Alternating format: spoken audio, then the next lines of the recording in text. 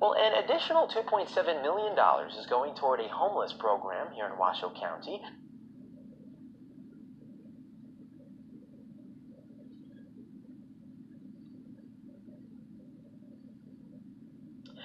Well, an additional $2.7 million is going toward a homeless program here in Washoe County.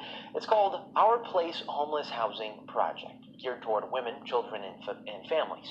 Washoe County leaders say the facilities are needed to offer more services and to create more space in the shelters. Paul Nelson has an update on the project. A fresh coat of paint is going on these walls. It's a refurbished building that'll provide 50 beds for people 18 to 24. Inside these rooms, 2 to a room. Half of the building is for men and half is for women. The other buildings on the Our Place campus are set aside for families, women, and children. They will be individually housed in their own unique family-type settings, and so they'll have wraparound case management and a daycare that will be able to serve double the capacity. It also means more space to serve the more than 400 homeless people in Washoe County. Men will use the Record Street shelter, and the women will move here this spring. Howell says that's because each gender has different needs. 75% of the women that are in the Record Street shelter are fleeing from a domestic violence situation, and so it's really important for them to have a safe place to go. Washoe County is leasing the buildings from the state for at least 15 years, and Q&D Construction is making the modifications. The county commissioners say the approval of an additional $2.7 million is a lot of money, but it's also a drop in the bucket compared to what it could be. If we don't spend the money today, what you will do is see constantly chasing of costs. It's really more of a proactive approach than this reactive response. The goal is to provide opportunities to keep people from returning to homelessness and offer more than just an emergency shelter. We want a place where you can restart your life. We want to be able to give you the opportunity that you possibly need to get everything done and going in the right direction. Covering the story, Paul Nelson, 2 News.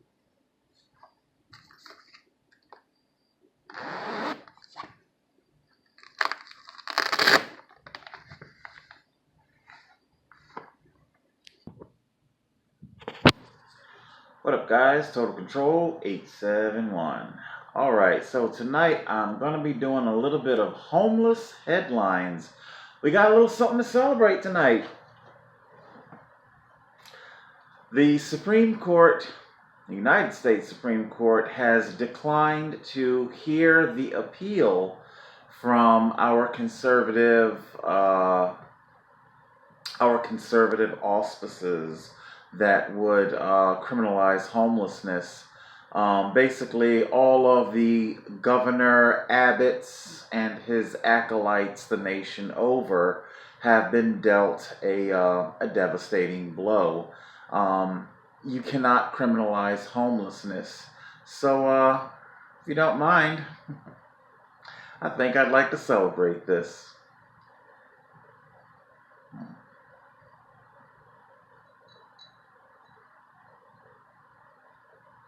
Black Rider, would you be so good?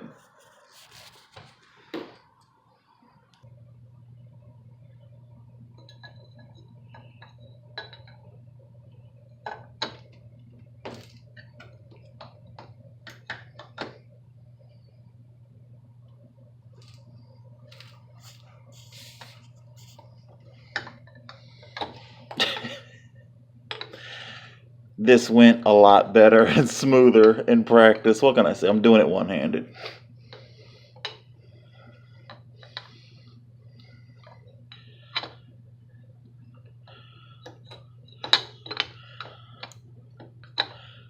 You guys must think I'm the biggest fucking yutz. Let me see, maybe if I...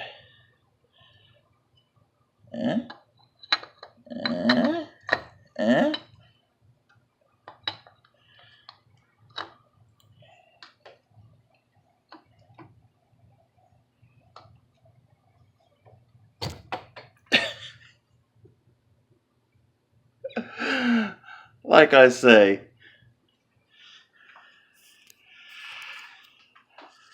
that goes a lot smoother when you got two hands. But yeah, hey, if you got clipless pedals, you always got a bottle opener. So yeah, that's what we're doing tonight, guys. We're doing a little bit of celebrating. We got us a good rule. Well, it's not a ruling. some progress. Some progress on behalf of the homeless community.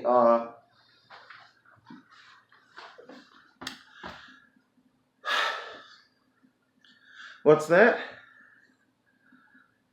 This is what put us homeless people in the predicament that we're in.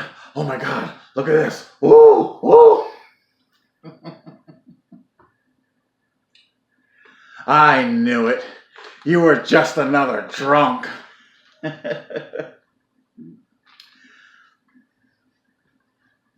I said, we're going to be doing some headlines tonight.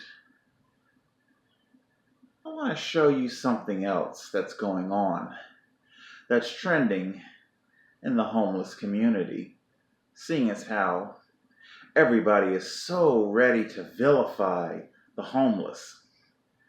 I could sit here and fill up my half-hour time block with video after video of conservatives and nonprofits telling the public, don't donate directly to the homeless. After all, we all know what they're going to do with it. Donate directly to the charity, the nonprofit. We just saw our nonprofit there sprucing up $1 billion to the tune of a couple $1 million. $2 million. And I can't help but wonder, how much money is it going to take to run that building?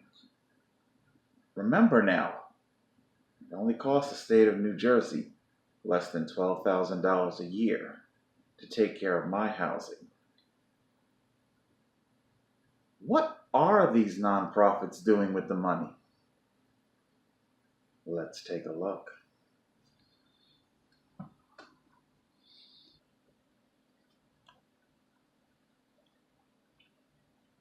Well, the fallout continues over a performance by a provocative dancer at a homeless conference last week in South Seattle. All Home is the agency that coordinates King County's homeless services. KRS 7's Deborah Horn is live right now in Seattle, and the dancer was hired by All Home's director, Deborah. Monique, she worked for All Home on the second floor of this King County building. After word about this got out, after the video went viral, she was placed on paid leave. Now she's out. This is all of the video we can show you. The rest we had to blur. This is the strip show transgender performer Beyonce Black St. James put on for homeless advocates attending All Home's annual conference at South Seattle College. I got a contact from an anonymous tipster who provided me with video from inside the conference. We got the video from Christopher Rufo, a researcher at Discovery Institute, a nonprofit think tank in downtown Seattle. He posted the video and his outrage online. And it's almost incredible to believe that this is funded by taxpayer dollars right here in King County. The person who sent it anonymously, did that person explain why it was being sent to you? Yeah, I think it's just a sense of frustration. The person who hired the dancer was Kira Zylstra. The 40-year-old advocate had been acting director since last January of All Home, the agency that coordinates King County's homeless services. After the video surfaced, she was placed on leave late last week. King County officials announced today she resigned. This is a perfect opportunity to break up allhome.com. Anger over the issue boiled over during a Seattle City Council meeting to discuss the creation of a first-ever regional homelessness authority in King County. Allowing employees to get their cheap thrills at the expense of innocent homeless faced with another cold winter.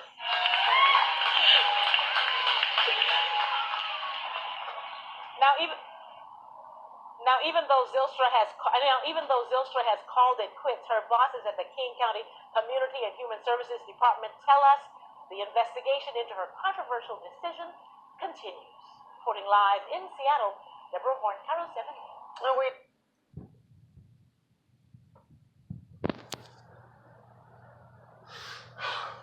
How'd she go?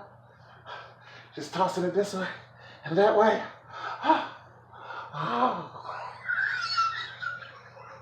Oh, how does it go? Oh, Is this what I should have been doing? Oh, oh my goodness, the Wonder Twins. Oh, oh, how does she do it? She's doing it, what is it, the Beyonce? Oh, oh, oh, yes. Oh, oh, honey, what's a little non-profit money for fun, huh? Ooh, there you go, baby. Some non-profit kicks and giggles.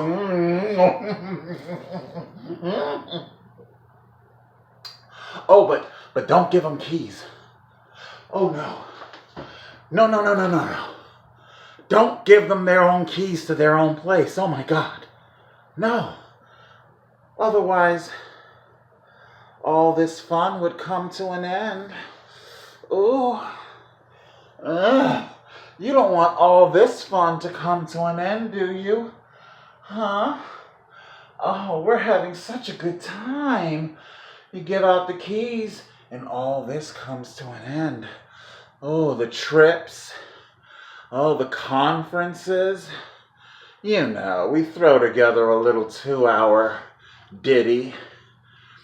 But the real money spending happens after hours. Is that what it is? A little after-hour nonprofit action? Oh, yes. Oh. Should I, wait. Should I channel my inner Charo? How's it go, Charo? No, we gotta channel this. Because, after all, we homeless people, we can't be trusted to our own devices. Oh, no, definitely not. I mean, clearly, this home, it's going to fall apart at any minute. Right? I mean, my bills are paid. Bills are paid.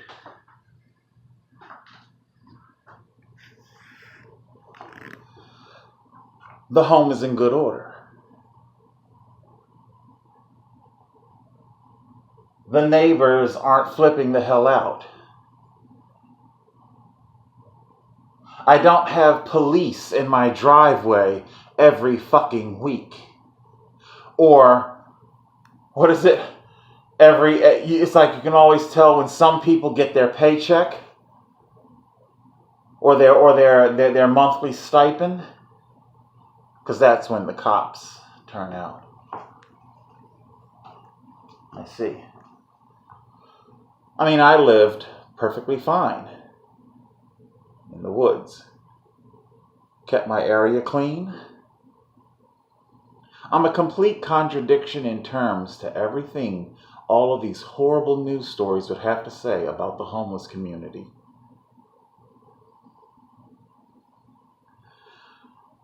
We can make our jokes, we can make light of it if we want. It is good to keep your sense of humor, your wits about you. I want to forget my beer.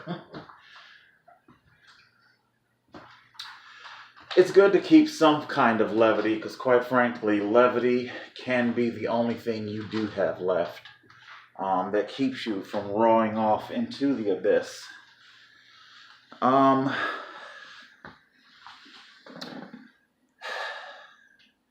This is why the Supreme Court rules like this. Nobody is trying to do anything to actually help us. Very few. I do want to give a huge shout out to my nonprofit that's been helping me. A Collaborative Supportive Program, CSP. I try to get their name right. And in conjunction with Community Enterprises. From what I understand, they're two separate nonprofits. Don't quote me on that. The Community Enterprises handles the housing element, and Collaborative Supportive Program, they handle the mental health side of it. You can. As you guys saw, I migrated straight out of the woods from my tent into a home. Like I said, all of my bills are paid. I wouldn't be able to upload this shit. Well, actually, I would be able to upload it if I didn't have a paid phone bill, but you guys get my point.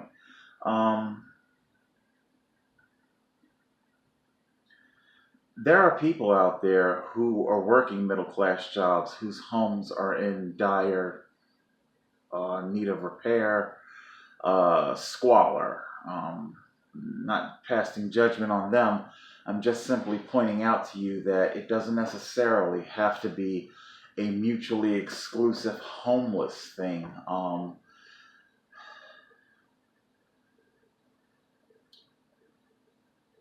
The housing. The housing is what we need. This isn't really a Horseman episode, but when I go to do the Third Horseman, Third Horseman is going to be about the logistics. I won't forget that word logistics because that's something I want to say about logistics in a minute here. The housing itself. It's like I'm tempted to. Do I want to go get that old? What is it? The meme, Michael Jackson, Thriller, eating the popcorn. We've all seen it. It's like I want to use that for the thumbnail for that Third Horseman episode when I go to do it, because that's what it's going to be about. It's going to be about an unstoppable object, Silicon Valley, meeting an immovable object. An unstoppable force, Silicon Valley, meeting an immovable object, the Jewish real estate oligarchy. I know you guys, some of you guys don't like it when I say the J word. I'm not anti-Semitic. I don't just simply go after Jews just for kicks and giggles. It's just simply a very apt analysis. I think we had here in Jersey City the kosher market that was stormed by crazed people on a shooting rampage. I can't begin to condemn that enough. It's definitely the wrong course of action. You will embolden the Jewish oligarchy. They might not say it, but the Jewish oligarchy, believe it or not, when those things happen, when the synagogues or temples, the synagogue or temple, I don't know, when those shootings and things like that happen, it might sound fucked up, but believe it or not, on some level, they breathe a sigh of relief because you've just breathed new life into their victimhood, into the whole Holocaust thing. The Holocaust happened, sure enough, but you know what? A lot of people's suffering has happened. Everybody in history has suffered horrifically. The Jews' suffering is any more worse than anybody else, although they'd have you definitely believe differently. Anyway, the Jewish real estate oligarchy. Silicon Valley is going to be able to produce these homes for pennies on the dollar. How are they going to? So that's why I say these two juggernauts are coming together for a battle royale. And I'm going to be sitting back with my popcorn just waiting to see how it all plays out. You won't be able to. Gentrification is only going to get you but so far, and with the housing crisis getting worse and worse, you're not going to be able to use that first horseman. Who remembers it? Our first horseman of self-sabotage and just idiopathic mental illness like our Paulie Cooper. You're not going to be able to use that indefinitely. You understand?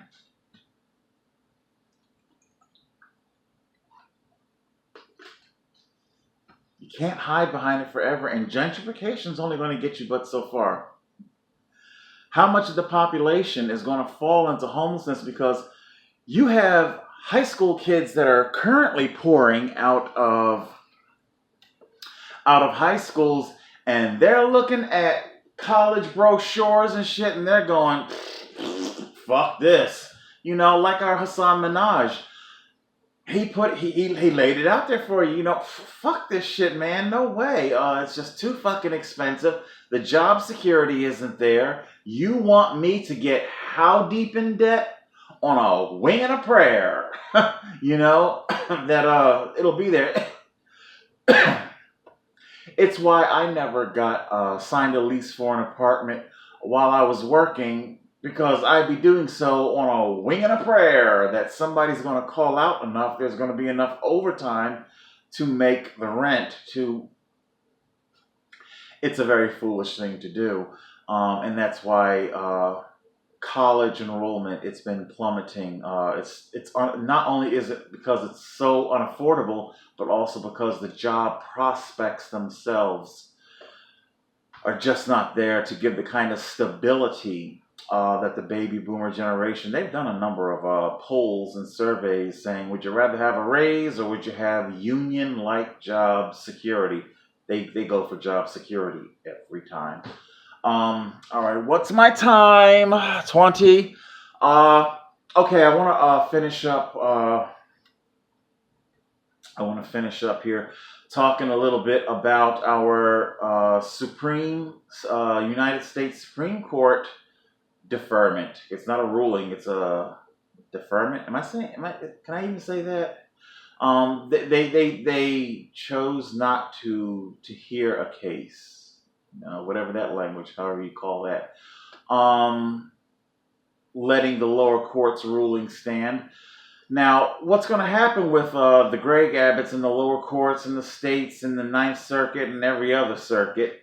They've already begun their cute tactics. Okay, all right, fine. Then you can't attach tarps to trees. You can't. They're going to start throwing on all these outlying do's and don'ts, okay? And then they're going to say, okay, well, fine. Gather up everything you own and vacate, and you can come back later. This is the next front to the battle, especially the radioing, calling into a homeless shelter, getting the bed count check, how many beds are left available, and then go out and start harassing homeless people who are still out on the street. Here's the thing with that. You break it, you bought it. Kind of in that scenario. This is what happens when you take homeless people off of the street and you shuttle them what could be several miles, sometimes dozens of miles away, to your homeless shelter. You're taking them away from their routine life. You're taking them away from whatever they've been doing for getting money. Yes, this includes panhandling. That's a First Amendment protected right, okay? A lot of places put down ordinances. There are a lot of ordinances out there that are in violation of the Constitution, but so they need to be able to panhandle. And I understand that's the very thing, that's probably like reason number one as to why you want them herded away in an internment camp, so that they cannot panhandle, but it is a protected First Amendment right. Also, that panhandled money keeps crime deterred. It's either that, smash and grabs, shopliftings, muggings, okay?